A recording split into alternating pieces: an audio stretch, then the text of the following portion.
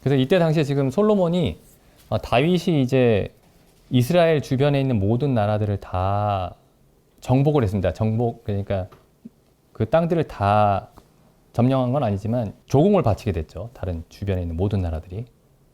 그래서 솔로몬이 그래서 사실상 이제 세상 전체를 다스리는 사람과 같았습니다.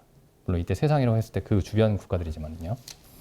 그리고 이제 10장에 보시면은 그 남방 여왕, 아까 예수님이 말씀하셨던 그 남방 여왕에 관한 이야기가 여기 10장에 기록이 되어 있습니다. 열왕기상 10장에 보시면 좀 읽어보겠습니다. 10장. 스바 여왕이 여호와의 이름으로 말미암은 솔로몬의 명예를 듣고 와서 어려운 문제로 저를 시험코자 하여 솔로몬이 굉장히 지혜롭다라는 소문을 듣고 어려운 문제를 들고 와서 이제 솔로몬의 지혜를 시험해 보려고 왔던 겁니다. 굉장히 그 많은 수행원들을 거느리고 왔습니다. 뭐 얼마나 많았는지 모르겠지만은 심이 많다 이렇게 됐으니까 굉장한 어떤 행렬을 이끌고 온 거예요. 그러니까 이 시바의 여왕도 웬만한 그 다른 나라의 왕들에 못지않은 그런 부와 명예를 가지고 있었던 겁니다. 화려함을 가지고 있었던 사람입니다. 그럼 좀 상상을 해보시죠. 수행원이 심이 많고 향품과 심이 많은 금과 보석을 약대에 실었더라. 그러니까 선물을 주러 온 거예요. 솔로몬 왕에게 굉장히 많은 수행원들을 이끌고 그다음에 굉장히 많은 보물들을 가지고 왔던 겁니다. 그러니까 위세가 굉장했던 거죠. 이 그 남방 여왕도. 그래서 와서 이제 뭘 했냐면은 저가 솔로몬에게 나와 자기 마음에 있는 것을 다 물어봤습니다. 자기 마음에 있는 모든 것을 다 물어봤습니다. 자기 나라에 이제 자기가 고민하고 있는 어떤 문제들도 있었겠죠. 혹은 자기가 계획하고 있는 어떤 문제들이 있었는데, 일들이 있는데 예상되는 어떤 어려움들도 있었겠죠. 그런 것들에 대해서 전부 다 물어봤습니다. 모두 다. 그런데 3절에 보시면은 솔로몬이 그 묻는 말을 다 대답했다. 왕이 음미하다는 말은 이제 감추어져 있단 말이죠.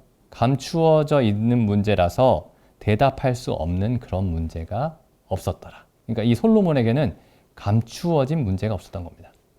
그러니까 우리에게 예수 그리스도가 이런 분인지, 성경에서 그리스도가 성경을 통해서 우리에게 하시는 말씀이 이런 말씀인지 한번 생각을 해봤으면 좋겠습니다. 그리고 4절, 그 다음 보시죠. 스바 여왕이 솔로몬의 모든 지혜와, 그러니까 솔로몬의 얘기를 계속 들었던 거예요. 솔로몬이 지금 하는 모든 답변들을. 그리고 그 다음에 그 건축한 궁과 솔로몬의 그 궁전을 봤던 겁니다.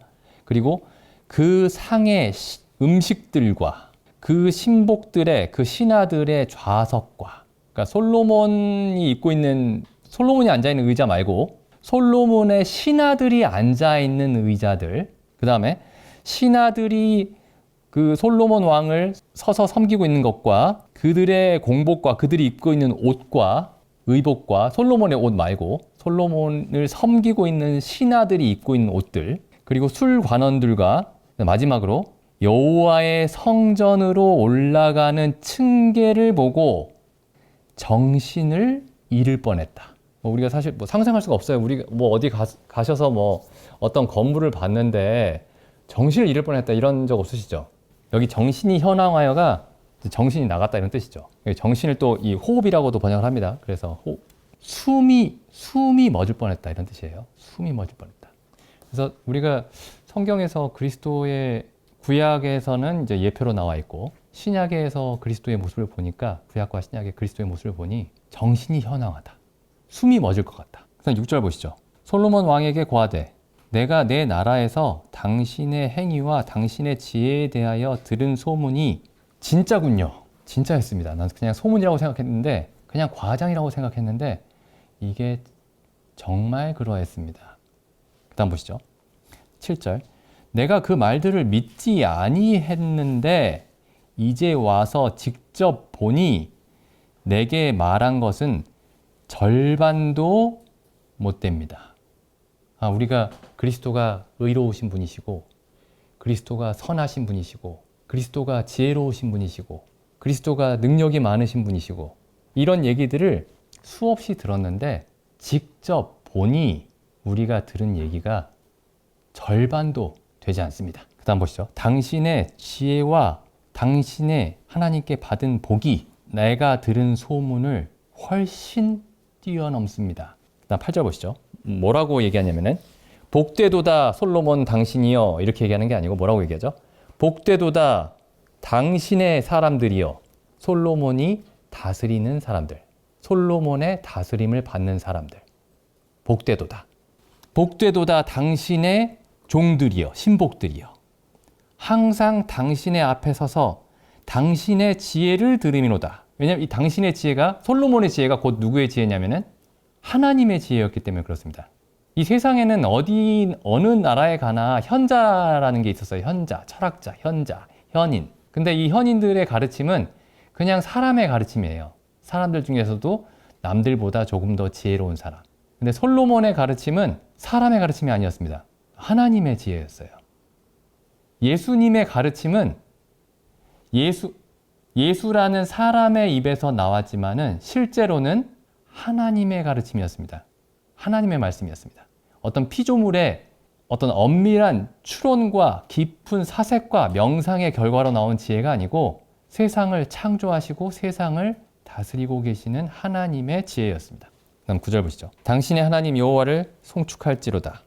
여호와께서 당신을 기뻐하사 이스라엘 위에 올리셨고 여호와께서 영영이 이스라엘을 사랑하심으로 하나님이 솔로몬을 기뻐하셔서 솔로몬을 이스라엘의 왕으로 세우셨고 그 다음에 여호와께서 또 이스라엘 백성들을 사랑하심으로 이스라엘 백성을 위해서 하신 일이 뭐냐면 이스라엘 백성들 전부를 부자로 만들어줬다거나 이스라엘 백성들 전체에게 무슨 즐거운 일을 만들어 주셨다거나 뭐 그런 게 아니고 이스라엘을 사랑하심으로 하나님이 하신 일이 뭐냐면 솔로몬을 왕으로 세워주셨습니다. 솔로몬을 왕으로 주셨습니다. 이 왕이 어떤 왕이냐면은 공과 의를 행하는 왕입니다. 하나님이 우리를 사랑하셔서 하시는 일이 뭐냐면 갑자기 부자가 되게 해주신다거나 그런 게 아니고 그리스도를 우리의 왕으로 삼아 주셨습니다. 그래서 그리스도가 우리를 공과 의로 다스리게 하시는 거죠.